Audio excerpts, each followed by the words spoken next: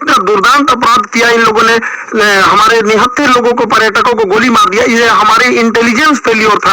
और अगर अभी पाकिस्तान के साथ एक छोटा मोटा युद्ध होता है तो इस स्थिति में किसका पलड़ा भारी रहेगा और भारत को क्या करना चाहिए? देखिए, हमारा इंटेलिजेंस फेलियर था। यहाँ पर हम लोग को पता था कि पाकिस्तान के बलूचिस्तान में ट्रेन हाईजैक हुई है। पाकिस्तान इसका ध्यान भटकाने के लिए, अपने फेलियर को छुपाने के लिए कुछ न कुछ चीजों को करेगा, फिर भी हम लोग ने इसे इग्नोर किया। हालिया में रावलपिंडी में जो इसने बयान दिया था आसिम मुनीर की, हम अलग हैं, हम बाकी, हम दुनिया को बताएंगे कि हम मुस्लिम बाकियों से अलग हैं, ये बात हकीकत है कि हम इंडियन मुसलमानों से तुम्हारा कोई तुलना ही नहीं है, क्योंकि शेर और सुअर में कोई तुलना नहीं होता है। इसके अलावा टेरिफ वार भी चल रहा था, इसे भी हमारी इंटेलिजेंस एजेंसियों ने उतना ध्यान से नहीं दिया। हालांकि लास्ट मोमेंट पर इंटेलिजेंस ने कहा था कि अप्रैल के दूसरे सप्ताह में हमला हो सकता है।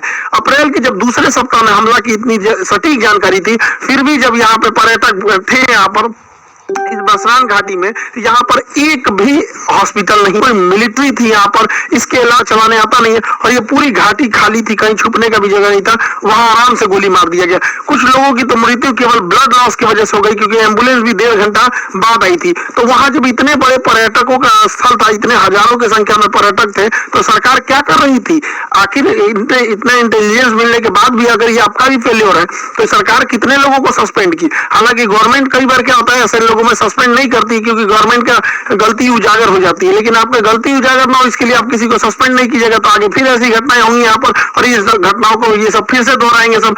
देखिए, इसमें करना क्या चाहिए, बिना लोकल के सपोर्ट के ये नहीं हुआ होगा। तो जो लोकल इनके स्पाई के रूप में काम कर रहे थे, उन्हें सेना जो है पब्लिकली सजा दे, सबके सामने जितनी कठोर सजा हो सकती है उतनी कठोर सजा दो। लेकिन वैसे कश्मीरी जिन्होंने पूरे तन मन से भारत के लिए अपना जान तक इन्होंने निछावर कर दिया, ऐसे कश्मीरी का रिस्पेक्ट होना चाहिए। चाहे वो कोई भी कश्मीरी भाई हो, चाहे वो नजाकत अली हो जो टूरिस्ट गाइड का काम कर रहे थे, लगभग 11 लोगों को बचाए, चाहे वो माजिद खान ड्राइवर है जिन्होंने लगभग 6 लोगों को बचाया, चाहे सैयद हुसैन आबिद हो जो लड़ते लड़ते शहीद हो गए, आतंकवादियों से M4 राइफल छीन लिए, ऐसे लोगों का भी सम्मान होना चाहिए। हालांकि मीडिया में ये सब चीजों को दब गए हैं, क्योंकि जब ये दिखाएंगे तो पाकिस्तानियों का भी मनोबल टूटेगा। पहले ऐसे लगता था पाकिस्तानियों को ना कि कश्मीर के सारे लोग पाकिस्तान का साथ देंगे, अब ऐसा नहीं है। अब तो महाराष्ट्र सरकार का भी धन्यवाद देते हैं एकनाथ शिंदे जी का, जिन्होंने ऐलान किया है कुछ पुरस्कार राशि देने के लिए ऐसे परिवार को, और इनका टूटा हुआ मकान भी बनाने की बात कहे हैं।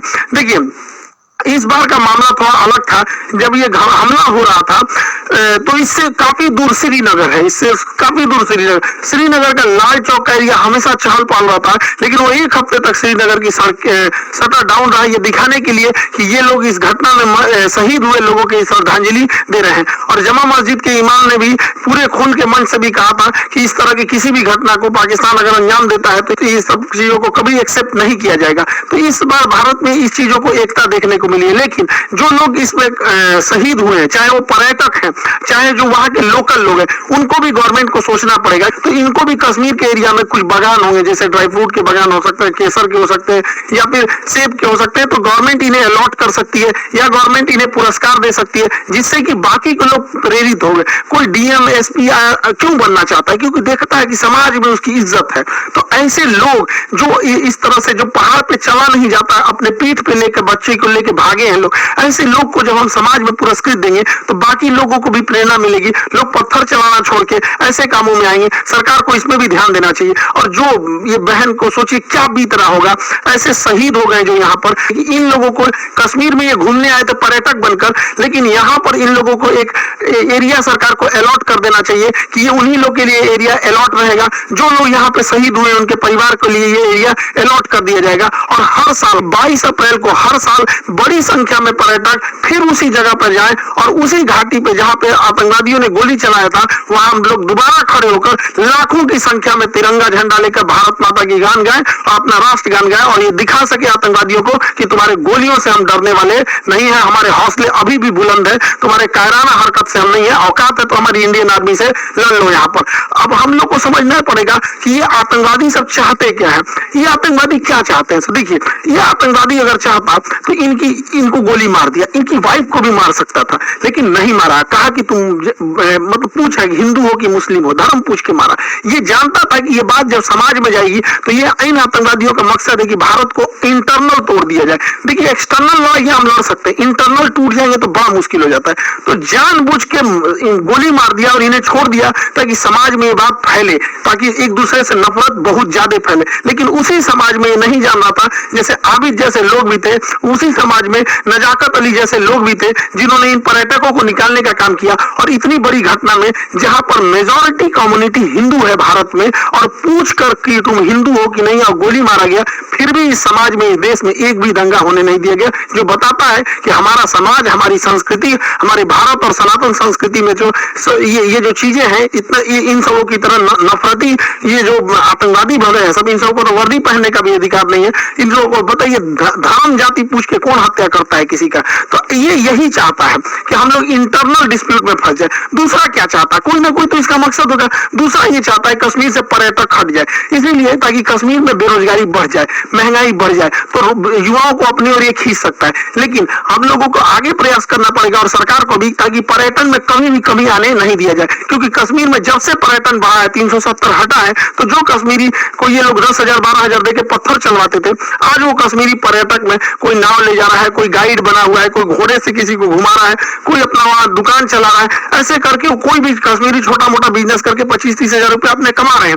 धीरे धीरे जब वो सेटल्ड हो जाएंगे तो अपना घर बनाएंगे, अपने बच्चों को पढ़ाएंगे, अपने लिए कुछ गाड़ी घोड़ा खरीदेंगे, फिर उनकी लाइफ होगी। तो वो कश्मीरियों को समझ में आएगा कि पाकिस्तानी उनका ब्रेन वॉश करते हैं। फिर उनको लगने लगेगा कि नहीं, हमको इस आतंकवादी पत्थर नहीं चलाना है, हमारा हंसता खेलता परिवार है। तो भारतीय सेना, भारत सरकार और 370 हटने के बाद बड़ी मेहनत से हम लोग गए। आज कश्मीरियों में पत्थर चलाने वाले इन चोटों को मिल नहीं रहे हैं सब, क्योंकि वो पर्यटन में एक दूसरे से घुले मुले हुए हैं सब। तो ये हम लोगों की भी जिम्मेदारी बनती है कि कहीं ऐसा ना हो कि इमोशन में आके, गुस्से में आके हम लोग इन आतंकवादियों के ट्रैप में फंस जाए। इस ट्रैप में हम लोग को नहीं फंसना है। अब जैसे सिंधु जल समझौता 1960 में था, इसके तहत क्या था, यानी सिंधु, झेलम, चिनाब, इन नदियों का पानी का अधिकार मिल गया था पाकिस्तान को, और सतलज, ब्यास, रावी, इसके पानी का अधिकार मिला था इंडिया को। वो भी हम लोग इसका पूरा यूज नहीं कर सकते, लेकिन भारत ने इनमें बहुत सारे डैम बना दिए, सनाल डैम, बेलगिहात, दुलहस्ती, किशनगंगा परियोजना, कई सारे डैम बना दिया। अब इसमें इतनी भयानक घटना हुई थी, इसलिए भारत सरकार ने इन डैम के पानियों को रोक। हालांकि हमारे पास अभी फिलहाल पूरा इंफ्रास्ट्रक्चर नहीं है कि पानियों को ज्यादा देर तक होल्ड कर सके, लेकिन अभी क्या है कि 2 महीने बाद धान बोने के टाइम आएगा, और जब हम धान बोते हैं तो धान में ज्यादा पानी चाहिए, उस समय बांध की पानी रोक दे और जो धान की फसल है ये नष्ट हो जाए, धान की फसल नष्ट हो जाए, क्योंकि पानी नहीं मिलेगा तो धान की फसल बर्बाद हो जाएगी। और पानी को रोके रखे, और जब ये पानी जाएगा, ठंडी का दिन आएगा, अक्टूबर नवंबर आएगा, तो गेहूं बोने का टाइम आता है, गेहूं को ज्यादा पानी देंगे तब नष्ट हो जाएगा, तो उस समय पनिया छोड़ दे, धान को सुखा के मुंगा दे, गेहूं को भिगा के खत्म कर दे। इन भिकमंगों को जब आटा खरीदेगा 600 रुपए किलो, तब समझ में आएगा कैसे तपा के। देखिए, हमारे मासूम जनता, मासूम लोगों को गोली मारे हैं सब। जो पर्यटक थे, इन्होंने कोई गलती नहीं किया, तो उन्हें मारे थे सब यहाँ पर। इसलिए हम लोगों का भी ये कर्तव्य बनता है कि सूद समेत उनको लौटा दिया जाए। बच्चा बच्चा पूछे कि अब्बा, पापा, मम्मी, आटा इतना महंगा क्यों हो गया, तब समझ आएगा कि पानी रोक दिया है भारत वहां पर।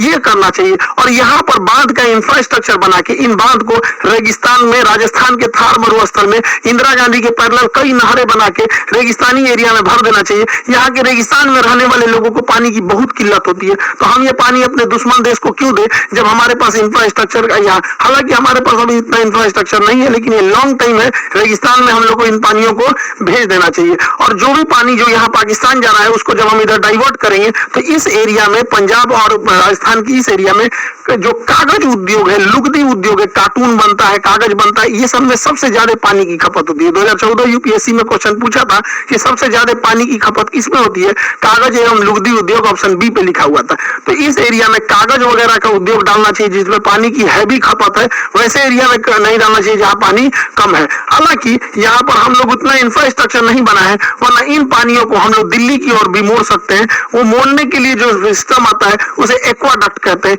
ये देखिए, ये एक्वाडक्ट है, ये एक्वाडक्ट के रास्ते हम पानी को मोड़ सकते हैं। और एक्वाडक्ट के रास्ते अगर हम दिल्ली यमुना में ले आ दे और यमुना में तेज गति से छोड़ दे, तो यमुना नदी में जो गंदगी की समस्या है वो तेज बहाव के कारण बह जाएगा और आगे एक लोहे की जाली लगा दे जिससे कि जो प्लास्टिक है, कूड़े करकट है, उसे हम रोका जा सकता है और पूरा का पूरा पानी साफ हो जाएगा। यमुना साफ के लिए देख रहे थे, यमुना साफ करने के लिए जोड़ देंगे नदियों को तो यमुना आराम से साफ हो जाएगी, बहाव के साथ आगे बढ़ जाएगी यमुना नदी। पाकिस्तानी सेना सोचती है कि छोटा मोटा एयर स्ट्राइक टाइप की कोई घटना हो जाए जिससे कि पाकिस्तानी सेना का जो जनरल है आसिम मुनीर वो अपने आप को रेलेवेंट दिखा सके कि हमारी कितनी जरूरत है और पाकिस्तान को कितना बचा के रखा है। लेकिन भारत को यहाँ इजराइल जैसे सोचने की जरूरत है, यदि एक भी हमला हो तो बड़ा सटीक हो, पाकिस्तान की कमर तोड़ दिया जाए। पाकिस्तान में जो बिजली घर है, भारत यहाँ से जब हमला करे तो इसके बिजली घर को उड़ा दे जिससे कि बिजली ही ना बन पाए और जो ग्रिड होता है, ग्रिड जहाँ से बिजली डिस्ट्रीब्यूट होती है, ग्रिड उड़ा दे। अगर बिजली घर और ग्रिड उड़ गया, अगर 10 मिसाइल ग्रिड पे मारो, 10 मिसाइल मार देना यहाँ पे बिजली घर पे, पूरे पाकिस्तान में ब्लैकआउट हो जाएगा, सोचने समझने के टाइम ही नहीं मिलेगा। और इस गर्मी के टाइम पे अगर ब्लैकआउट हुआ यानी पूरी बिजली खत्म हो गई तो सारे स्कूल बंद हो जाएंगे, कॉलेज बंद हो जाएंगे, railway station, airport, industry, factory, company, दुकान, सारी चीजें ठप हो जाएंगी। उसके बाद जो इसके ऑयल रिफाइनरी, ऑयल डिपो है, ऑयल डिपो जो है, ऑयल रिफाइनरी है, इसको उड़ा देने के बाद फ्यूल खत्म। जब फ्यूल खत्म हो गया तो ना स्कूटी चलेगा, बाइक, कार, टेम्पू, मोटरसाइकिल कुछ भी आगे नहीं बढ़ पाएगा। ट्रांसपोर्टेशन को ही रोकना जरूरी होता है। जितने भी बड़े पुल होते हैं, जितने बड़े मेजर पुल हैं, इन पुल को अगर गिरा दिया जाए तो पुल को गिरा देने की वजह से ट्रेन भी नहीं चल पाएगी यहाँ से और ना ही कोई बड़ी गाड़ियां जा पाएंगी। हालांकि ट्रेन को रोकने के लिए सबसे ज्यादा होता है जो बड़े जंक्शन होते हैं, उनके जंक्शन पॉइंट पर अगर बम्बार्डमेंट कर दिया जाता है तो ट्रेन का आवाजाही बंद हो जाता है। तो भारत सरकार को स्ट्रेटेजिकली हमला करना पड़ेगा और नीचे से नौसेना का ब्लॉकेज लगा देना है और ऊपर से धो देना है, ताकि अगर 2 दिन के लिए भी सर्जिकल स्ट्राइक होता है तो इसका बहुत लंबा इंपैक्ट पाकिस्तानी अर्थव्यवस्था में